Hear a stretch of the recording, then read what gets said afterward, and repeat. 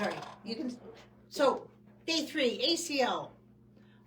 And also unfortunately, she's okay, but Claudia's daughter had a car accident. So I've seen 2 car wrecks today. So, and so that's what Claudia and I were just talking about, which I interrupted, so go for it. So. That she noticed in her system, even after the car accident, that she thought she was okay. Then 2 days later, she's like, I feel tension. But I asked her before, like, are you okay? Okay. Yeah, I'm fine. But I think by Michelle working on, or by you, Michelle working on her, she noticed that difference of how it is to actually feel good. Like move her neck, breathe, walk, drive. It's totally different after you work on her than before. So similar to what we did yesterday. So yesterday, if you haven't watched it, I reestablished gravity and the movement through Claudia's knee in sitting. So when we first started off with the live, like her knee was just through the roof heavy, and then it was light again, because after surgery or during surgery, gravity's relationship to your body gets interrupted and becomes much more of a dominant force than it needs to be, because the skin is interrupted, meaning being cut into. And that's the skin's job, is to make everything equal. That's why, again, when children, and that's why you're going to get in the neuromuscular clinic, like skin deviations, when the skin is overgrown. The skin, if a baby's born 30 weeks, the skin is fully grown, but the body mass is not fully grown. And so when the ratio is really apparent, some people like to say, my kid looked like a plucked chicken. They make those kind of comments. But I can tell you right now, you're going to have severe issues with reflexes, because those first initial moments of gravity and breathing are completely miscued into the central nervous system, into the cognitive organization, and that's where you get a lot of, not so much the damage to the brain, but damage to the organization of movement, right? It doesn't set up right. So when you have a car accident, so this wasn't her fault, and I was trying to explain to her, there's a big difference when you see another car on the road and you're avoiding the crash, but you still hit. She was severely rear-ended, say that 10 times fast, and so much so that it broke the rear mirror window to the car, so it smushed into that area. I'm trying to describe a picture while I'm talking, so it doesn't really work. And so what happens right now with her is, again, that accident in a sense is like she was attacked. So with that being attacked, you don't realize how you're driving along minding your own business, and then all of a sudden it's wham. There's a difference between, again, if I go to fall down, I'm falling, I'm going to hurt myself, whatever, but I know I'm falling. But when you're suddenly just getting whammed, or when, again, Claudia knows she's having surgery, she signs up for it, she lies down on the table to get it, but that doesn't mean the body's like, okay, here, cut me open, And so you suffer from that, and it's depending on how it hits your system. Did it hit the respiratory system? Now, in the accident that I worked on with her daughter, and this is stuff that I cover in the brain trauma course that I have that you can work on yourself, when sort of like a sponge, when you squeeze down on it, or I squeeze down on this bolster and I let go, right, the air comes back, or the water comes back in the sponge. Or when I'm working on someone's tonus, which I've been working on now with Claudia since we started and I started talking.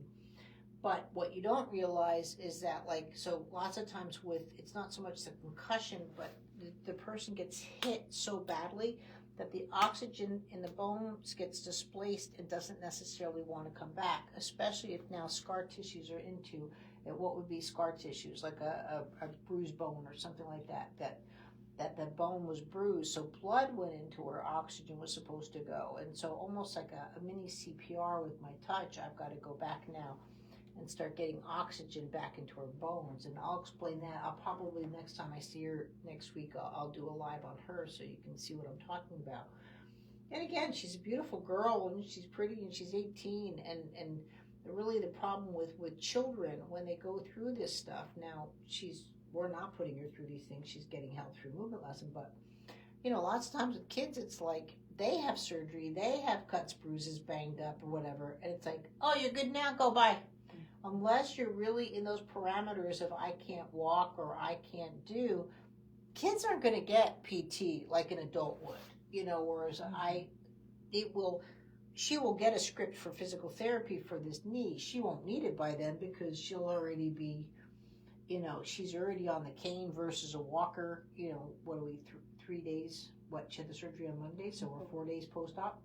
This is her third movement lesson. So all that stuff, her neurological makeup is changing, accepting the new knee, the new tendons, the way it was manufactured and put back together, versus typically she's not allowed to start any kind of PT until she gets signed off by the doctor. So that doctor's visit now is a week and a half away from surgery, So 2 weeks from surgery, she talks to the doctor. We've already bypassed those functions. So what made Claudia's post-operative care speed up? First of all, she had pre-op. I totally assessed her. I told her and her brain what was going to happen to her body. Again, that was down, just look up the lives. We just did it right before she had surgery. And so, but I prepared her for surgery mentally as well as physically by giving her a movement lesson. And then again, she's here 2 days after surgery and now 2, 3, 4 days. So, hi Hang, how are you? So that's where, these things come into play. We don't think about surgeries with our kids. I do. My kids had 30 surgeries, and I look at intubation or, all that kind of stuff.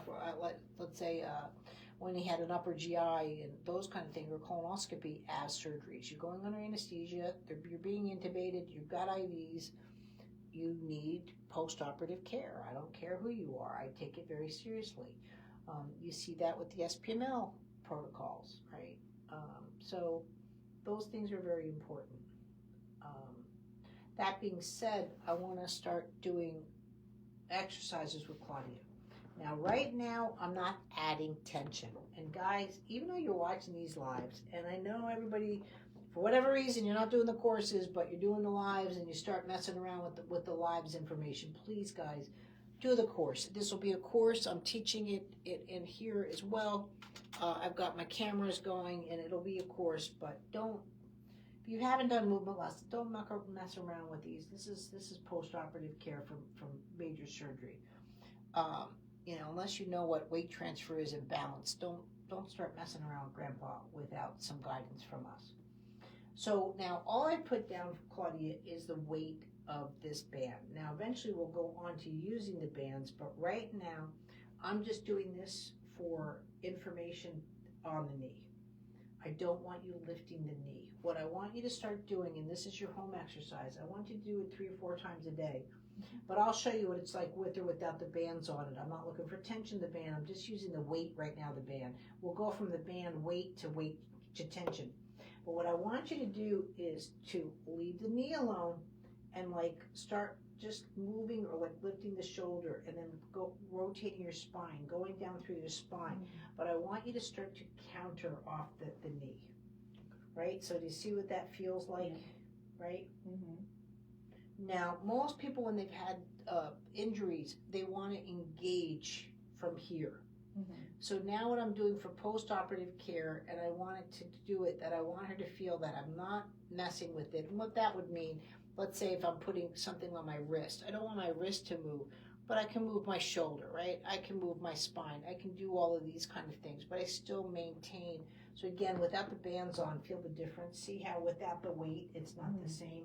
So I just want a little bit of weight. You can take the bands home.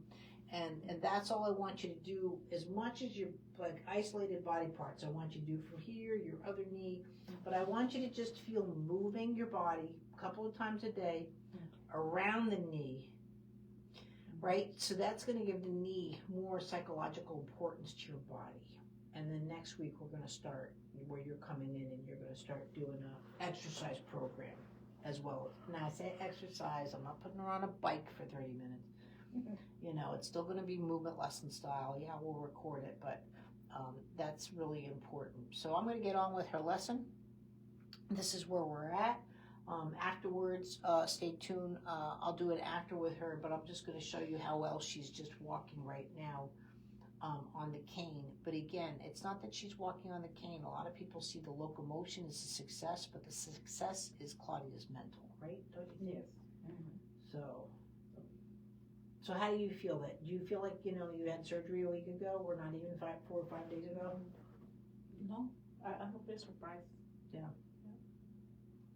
So, but the best part is with all of this, guys, she's not sitting on the sidelines. Again, I go back because I feel really bad for Aaron Rodgers from the Jets when he had his ACL. So like I said, if you go watch the thing on Netflix, you know what I mean? Like, he wasn't allowed to practice, which is fine for 11 weeks, but that mental fatigue of just being on the sidelines, being a witness.